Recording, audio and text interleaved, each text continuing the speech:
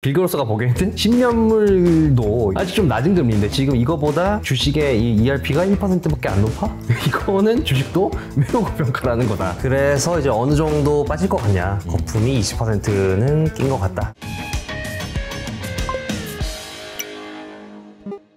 안녕하세요, 이효석입니다. 오늘은 에릭과 스튜디오에서 만나 뵙도록 하겠습니다. 안녕하세요. 안녕하세요. 네, 또 스튜디오에서 뵈니까 또 반갑네요.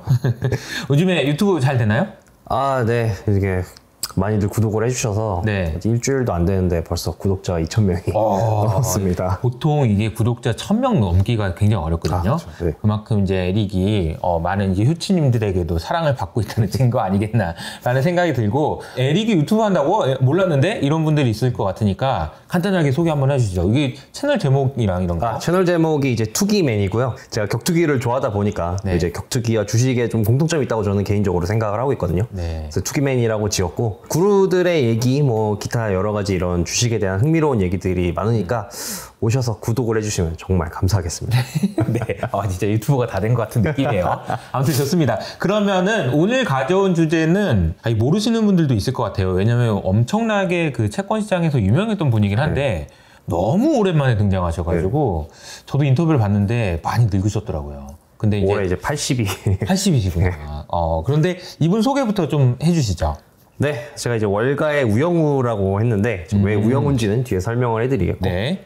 오늘의 주인공이 이제 금리가 앞으로 여기서 더 오른다, 채권 금리가 더 오를 거다라는 무시무시한 얘기를 했습니다. 아하. 근데 이제 그 무시무시한 얘기를 한 사람이 바로 빌 그로스라고 네. 유명한 회사죠. 핌코의 창업자고, 이분이 이제 핌코를 창업해서 운용자산 1조 달러를 달성한 뭐 어마무시한 사람이죠. 그래서 우리가 요즘 뭐 채권왕 하지 않습니까? 네. 뭐 건들나게 채권왕이다, 누가 채권왕이다 하는데, 이분이 이제 원조 채권왕입니다. 원조 채권왕이고, 대신증권의 이제 채권 애널리스트 중에 공동락 애널리스트님이 있는데, 그분이 예전에 칼럼에 이렇게 쓰셨더라고요. 빌 그로스가 현역일 때 빌 그로스 가라사대 하면 다 끝났다. 아하. 그러니까 어떤 주장을 할 때 빌 그로스가 그냥 이렇게 말했어. 그럼 뭐 근거를 댈 필요도 없고 그냥 이걸로 다 끝났다. 라고 할 정도로 정말 이 채권 쪽에서는 진짜 레전드라고 할 수 있겠습니다. 우리나라에도 그런 분들이 있었어요. 옛날에 저희 이제 아시는 분은 아시겠지만 이제 김일구 상무님, 조중재 연구원님 이런 분들은 그때 당시에 뭐 제가 들은 바입니다. 저도 뭐 말하면 그래? 그러면서 이제 채권 사고 몇 년 사라고 20년, 10년 뭐 이런 분위기였다는 얘기를 저도 전해 들었는데, 채권 시장에서 이렇게 큰 규모로 굉장히 오랫동안, 어떻게 보면은 이제 주식으로 비교하면 워렌 버핏 같은 분인데, 우리가 안 그래도 지금 채권 금리 어떻게 될지 궁금한 점들이 많기 때문에 아주 적절한 주제가 아닌가 싶어요. 네. 그리고 이제 들어가기 전에 월가의 우영우라고 해놨는데, 이제 이분이 이제 은퇴를 하셨거든요. 근데 은퇴 후 인터뷰를 제가 봤는데, 본인이 아스퍼거 증후군이 있다라고 고백을 하셨더라고요. 우영우처럼. 우영우처럼 이제 이 아스퍼거 증후군이 있는데, 이제 천재성이 좀 발달한 것처럼, 이분도 나도 아스퍼거 증후군이 있는데, 이런 이 숫자 쪽이나 아니면 이제 금융을 보는 쪽에서 좀 천재성이 발달해서 내가 여기 좀 이 혜택을 좀 본 것 같다라고 얘기를 한 바가 있습니다. 그렇군요. 그래서 우영우라고 하신 거군요. 네. 오늘의 주제는 이렇습니다. 이제 10년물 금리가 계속해서 올라가고 있는데, 이제 앞으로 더 올라간다. 올라가는 게 정상이다라고 얘기를 했고요. 근데 이제 이거 뭐 이렇게 올라가는 게 나쁜 것만은 아니다. 오히려 뭐 좋은 거라고 볼 수 있다라고 얘기를 했습니다. 그래서 채권뿐만이 아니라 주식도 지금 고평가돼 있다고 얘기를 했는데요. 한 20% 정도 거품이 낀 것 같다라고 얘기를 했고, 그리고 본인이 어떻게 투자를 하고 있는지 얘기를 하더라고요. 그래서 나는 내 재산의 30%를 여기 투자하고 있다라고 얘기를 하기도 했습니다. 네 번째 주제가 아주 궁금합니다. 네, 우선 채권 금리가 왜 아직 이게 높은 게 아니냐. 그러니까 정상화가 되려면은 아직 또 한참 더 올라가야 된다라는 거죠. 이제 밑에 그래프는 10년물 금리와 기준금리의 차이를 나타낸 건데, 빌 그로스 가라사대 기준금리보다 한 평균 10년물 금리가 135bp, 한 1.35% 정도 더 높은 게 보통이다. 근데 지금은 이게 훨씬 낮지 않습니까? 네거티브 영역이 있는데, 이게 정상으로 가려면은 훨씬 더 올라가야 된다는 거죠. 현재 수준의 10년물 금리가 정당화가 되려면은 기준금리가 한 2%까지 떨어져야 되는데, 지금 그 정도가 아니기 때문에 채권 금리가 더 올라가는 거는 정상이다라고 이렇게 얘기를 했습니다. 이건 이제 보통 2년물 금리하고 10년물 금리 차이하고 비슷하게 그림이 그려지긴 할 거예요. 왜냐하면 2년물 금리가 기준금리랑 비슷하게 움직이니까. 어쨌든 빌 그로스는 기준금리보다는 10년물 금리가 높은 게 당연하지. 근데 지금 낮은 상황이니까 올라가는 게 당연하다. 아니면은 기준금리가 많이 빠지든지 근데 기준금리가 많이 빠질 분위기가 아니니까 10년물이 더 올라야 된다라는 이야기네요. 네, 맞습니다. 그러면서 뭐 최근에 레리 핑크도 그렇고 뭐 이 채권의 또 다른 거두인 레이시언트도 그렇고 이제 채권 투자하기 좋다, 채권 들어가라라는 얘기를 자주 하지 않았습니까? 네. 이게 좋다. 빌 그로스 같은 경우는 아니 이거 틀렸다. 지금 채권 투자하기 굉장히 안 좋은 시기다라고 얘기를 했습니다. 그러면서 지금 채권을 사라고 하는 거는 실질 금리가 근 1년 만에 굉장히 많이 올라서 이게 채권이 상대적으로 좀 싸게 느껴져서 그런 얘기를 하는 거다. 밑에 그래프는 이제 실질 금리를 나타낸 건데 뭐 5년물 기준으로만 봐도 뭐 실질 금리가 뭐 1년 만에 400bp가 올랐다고 합니다. 그러니까 그 정도 이렇게 뒤집어졌으니까 이거 채권 지금 사는 게 괜찮은 것 같은데라고 보일 수는 있지만 아까 보셨듯이 아직까지 금리가 한참 더 올라가야 된다. 그렇기 때문에 뭐 지금 실질금리 이 정도 올랐다고 해가지고 채권 사라? 나는 아니다. 지금 채권 사면은 오히려 좀 물릴 것 같다라고 얘기를 했습니다. 그러면서 이제 뭐 금리가 이렇게 올라가는 게 너무 걱정하지 마라. 이런 게 좀 경제가 건강하다는 신호다. 위험자산의 금리보다 안전자산의 금리가 높으면은 이러면 경제가 안 돌아가는데 이렇게 10년물 금리도 많이 올라가고 주식의 이제 이익 수익률도 이거보다 훨씬 더 올라가게 될 것이다. 그래서 이제 그거 안 좋은 얘기잖아요. 주식의 수익률이 올라간다는 얘기는 주가가 빠져야 된다는 얘기 아닌가? 네, 그래서 이제 뒤에 말씀드리겠지만 거품이 20% 정도 껴있다. 나는 이게 좋은 말인 줄 알았더니 보니까 안 좋은 얘기네. 네, 그러면서 이제 이러면은 지금 이 상태가 정상이 아니기 때문에 우리는 어떻게 보면 좀 정상으로 돌아가는 과정이라고 볼 수 있다라고 얘기를 했습니다. 그러면서 이 실질 금리가 높아지니까 사람들이 이제 걱정을 많이 하는데, 근데 인플레를 통제를 하려면은 높은 실질 금리는 필수적일 수밖에 없다. 너무 저금리에 익숙해져서 그런 거지. 이제 높은 실질 금리가 이제 평균적인 일상이라는 걸 우리가 받아들일 때가 됐다라고 얘기를 했습니다. 실질 금리를 모르는 분도 있을 것 같아서 그냥 우리가 알고 있는 금리에서 인플레이션을 빼면 실질 금리인 거예요. 근데 이제 인플레를 통제하려고 하는데 인플레이션보다 낮은 금리 있으면 당연히 금리가 인플레이션 안 잡히겠죠. 그러니까 인플레이션이 5%다. 그러면 6%, 7%는 돼야 인플레이션 잡을 수 있다 이런 얘기인 거고 그 부분이 실질 금리가 오른다라고 표현을 한 것 같습니다. 그러면서 이제 이렇게 금리가 오르는 게 뭐 미국만 그런 게 아니라 세계적인 트렌드다라고 하면서 이제 영국과 독일의 채권도 얘기를 했거든요. 네. 정말 영국, 독일도 이제 미국처럼 똑같이 이렇게 트렌드가 계속해서 올라가고 있다, 금리가. 근데 이게 앞으로 좀 항구적인 트렌드가 될 거다라고 얘기를 했는데요. 그 이유는 바로 이제 FE를 최근에 이제 말씀하시지 않았습니까? 네. 그러니까 FE 때입니다. 이제 각국 이 정부들이 우리는 이제 재정 정책으로 경제를 부양할 거야. 돈 막 쓸 거야라고 하니까 채권 시장에서 어이씨 그럼 채권 막 찍어내겠네. 그렇지. 라고 반응을 하기 때문에 이제 금리가 앞으로 이게 계속해서 더 올라갈 수밖에 없다. 라고 얘기를 했습니다. 그러면서 이제 인플레이션에 대한 얘기도 했는데 이런 얘기를 하더라고요. 인플레이션은 아마 이 FE와 실질 금리 2% 사이에 좀 줄다리기가 벌어질 것이다라고 얘기를 했는데 그러니까 이제 FE 때문에 재정정 때문에 이제 소비가 진작이 돼가지고 소비가 더 늘어나서 물가를 좀 자극을 할 텐데 그 오르는 물가를 실질금리 2% 수준에서 통제를 하려는 그런 시도가 있을 것이다.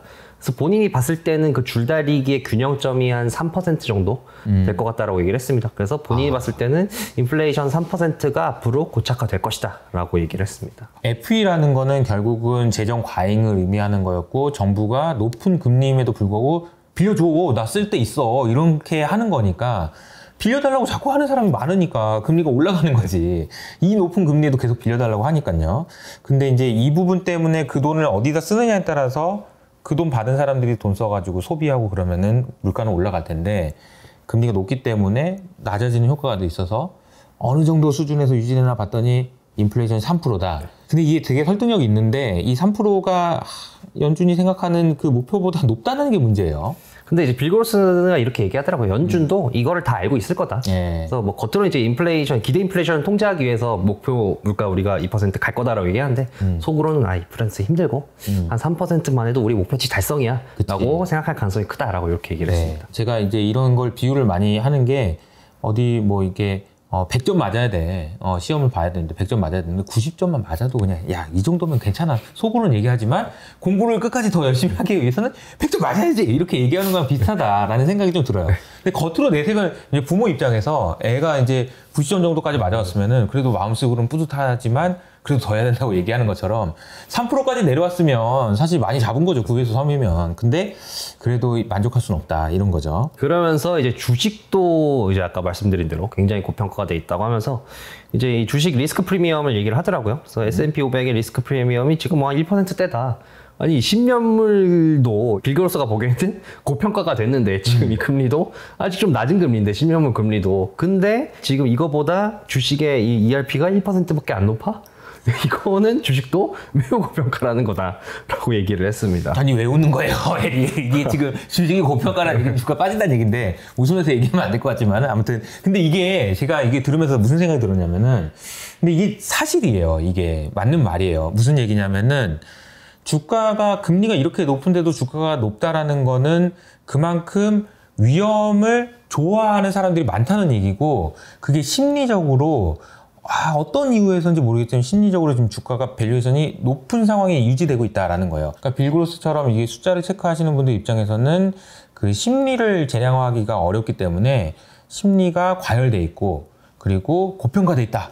라는 것을 얘기한 게 아닌가라는 생각이 좀 듭니다. 네, 맞습니다. 근데 이게 참 그 얘기는 주가 빠진다는 얘기인데 이게 너무 좀 담담하게 얘기하기가 좀 그래서 제가 좀 부연 설명을 좀 드렸고요. 그래서 이제 어느 정도 빠질 것 같냐.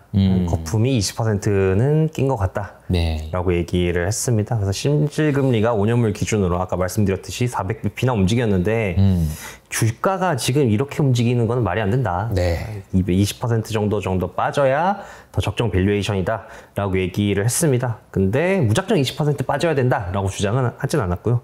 물론 이제 실질금리만 고려했을 때 금리만 고려했을 때 이런 거고 AI가 변수다. 또 이 AI 얘기를 그렇죠. 하더라고요. 그래서 이제 AI가 저한테는 요 장표가 이렇게 보입니다. AI만 지금 매지가이처럼 이렇게 띄어져 보여요. AI밖에 안 보여. 다른 건 잘 안 보여. AI 맞아, 그렇지 AI 이렇게 보이는데요. 네. 그래서 빌그로스 같은 경우는 이제 AI가 지금 뭐 이제 뭐 엔비디아도 돈 잘 벌고 있지 않습니까? 뭐 이제 구글이나 빅테크들도 잘 벌고 이 정도로만 끝나는 게 아니라 네. 다른 섹터들에도 퍼져가지고 AI가 전반적으로 이제 모든 기업들의 어닝을 이제 실적을 업그레이드 시켜야지. 그래야지 그러면은 이제 이게 거품이라고 부르지 않을 수가 있다. 이 정도도 적정 밸류에이션이라고 할 수 있다. 네. 라고 얘기를 했습니다. 재정 정책으로는 좀 어렵다라는 거예요. 그래도 빌그로스조차도 AI를 얘기를 하네요. 확실히 모든 구글들이 AI를 그러니까요. 얘기를 안 하지 않더라고요. 그럼 이제 빌고스가 최근 본인이 어떻게 투자를 했는지 다 일단 얘기를 했거든요. 금리가 이제 문제다 보니까 아무래도 이제 앵커가 또 지역은행 이제 이슈를 또 물어보더라고요. 네. 빌고스 같은 경우 나는 이제 지역은행 3월 그때쯤 터졌을 때 나는 매수를 했다라고 얘기를 했습니다. 왜냐하면 이제 뭐 장부 가치의 50% 뭐 PBR이 뭐 0.5 수준이니까 너무 싸다고 생각해서 매수를 했고 최근에 다 팔았다. 근데 왜냐면 이게 30% 40% 정도 올랐는데 이 정도 올랐으면 다 오른 것 같다라고 해서 지역은행 다 팔았고 이렇게 물어보더라고요. 그러면은 다 팔았으면은 뭐 지역은행 또 이게 또 위험할까요? 금리도 이렇게 오르고 있는데 빌고스 같은 경우는 약간 좀 위험해 보인다라고 얘기를 했습니다. 왜냐면 이제 뭐 SVB 사태 이후로 지역은행들이 네. 듀레이션 관리를 가지고 있는 채권 관리를 좀 했겠다고 믿지만 근데 과연 얼마나 지금 관리를 잘 하고 있는지에 대한 데이터가 명확하지 않기 때문에 본인은 그래도 조금 위험한 가능성에 한 표를 주고 싶다라고 얘기를 했습니다. 하긴 이 일이 벌어진 지도 벌써 5개월이 됐기 때문에 은행 내에서도 여러 가지 대책을 세웠었겠죠. 많은 문제들이 있었겠지만 시간적 여유도 있고 정 안 되면은 연준에서 돈도 빌려서라도 어떻게든 방법을 취했겠지만 지역 은행은 빌그로스가 트레이딩 잘해서 먹고 나왔다 이런 얘기인 것 같아요. 본인이 이제 두 가지에 엄청나게 좀 투자를 많이 하고 있다라고 얘기를 했는데요. 그래서 첫 번째는 이제 액티비전 블리자드를 얘기를 했습니다. 이제 액티비전 블리자드는 이제 마이크로소프트랑 이제 합병 이슈가 있잖아요. 버핏 같은 경우도 이제 머저 아비트라지를 차익 거래를 노리고 이제 들어갔는데, 근데 버핏 같은 경우는 최근 이 13F를 보니까 네. 이 가지고 있는 이 액티비전 블리자드의 70%를 처분을 했더라고요. 그러니까 이거 합병이 좀 안 될 수도 있을 것 같은데라고 좀 버핏은 보는 거 아닌가 싶습니다만, 근데 이제 빌고로스 같은 경우는 이거 합병 될 것 같다. 나는 그래서 여기 상당히 많은 돈을 투자를 했다라고 얘기를 했습니다. 그리고 이제 본인은 이제 여기가 메인이다. 난 여기 이제 가지고 있는 이 재산의 30%를 박았다라고 얘기를 했는데, 이 사진을 보시면은 뭐 이 엄청나게 광활한 이제 파이프라인이 있지 않습니까? 네. 소위 말해 이제 미드스트림이죠. 에너지를 이제 시추를 해서 이제 운송을 하는 그 분야에 나는 재산의 30%를 투자를 했다라고 얘기를 했습니다. 그 이유는 뭐 한마디로 이제 배당입니다. 주로 이제 이 파이프라인을 하는 회사들이 이제 MLP라는 구조로 되어 있거든요. 이게 일반적인 주주 회사랑은 다르게 지분을 주는 게 아니라, 그러니까 이 쉐어를 줍니다. 근데 이 MLP의 장점이 이 세금을 안 내거든요. 아하. 네, 그러니까 주주 개인적으로, 그러니까 이 MLP 투자한 사람이 개인적으로만 세금을 내기 때문에 이게 굉장히 이제 세금이 이연돼가지고 세금에서 굉장히 세제 혜택이 있다. 그래서 이제 본인 같은 경우는 MMP라는 이런 미드스트림 쪽에 투자를 했는데 이게 배당 수익률이 6에서 7% 되거든요. 근데 이게 지금 세제 혜택을 고려를 하면은 네. 한 10% 이상의 배당 수익률이라고 볼 수 있다라고 얘기를 했습니다. 그리고 지금 MMP 같은 경우는 OK라는 회사가 지금 인수하기로 결정을 했는데 인수가보다 지금 6% 싸게 거래가 되고 있기 때문에 이것도 굉장히 장점이다. 이런 깨알 같은 정보를 또 얘기해 주셨네요. 얘기를 했고요. 그리고 ET라는 ETF가 있습니다. 이것도 네. 역시 미드스트림 관련된 ETF인데 이거 역시도 지금 배당 수익률이 거의 10% 수준이다. 세제 혜택도 있고. 그래서 지금 미드스트림 쪽에 너무나 이 배당을 잘 주고 세제 혜택이 있기 때문에 난 여기 정말 굉장히 많은 돈을 투자를 하고 있다라고 이렇게 얘기를 하면서 인터뷰를 마무리했습니다. 네, 역시 그 월가의 우영우답게 숫자로 계산해가지고 확실한 거 이야기를 해주신 것 같습니다. 빌고로스 그러면 저한테는 굉장히 좀 반가운 분이었어요. 그래서 오랜만에 뵈서 저는 개인적으로 반가웠는데 주식 투자하는 입장에서는 좋은 의견은 아니어서 만약에 금리가 여기서 더 오르게 된다면 주가가 어떻게 될지도 한번 생각을 해보실 필요는 있다라고 저도 생각을 하고요. 어떻게 보면 그럴 수 있다라는 우려를 지금 시장에서 반영하고 있는 것 같다라는 생각도 들고요. 잘 판단하셔가지고 투자하시면 좋겠습니다. 자, 그리고 에릭의 투기맨, 격투기를 좋아하는 에릭의 투자 이야기 이렇게 정리하면 될 것 같은데 투기맨도 많이 사랑해 주시고요. 저희들은 여기서 인사드리도록 하겠습니다. 감사합니다. 감사합니다.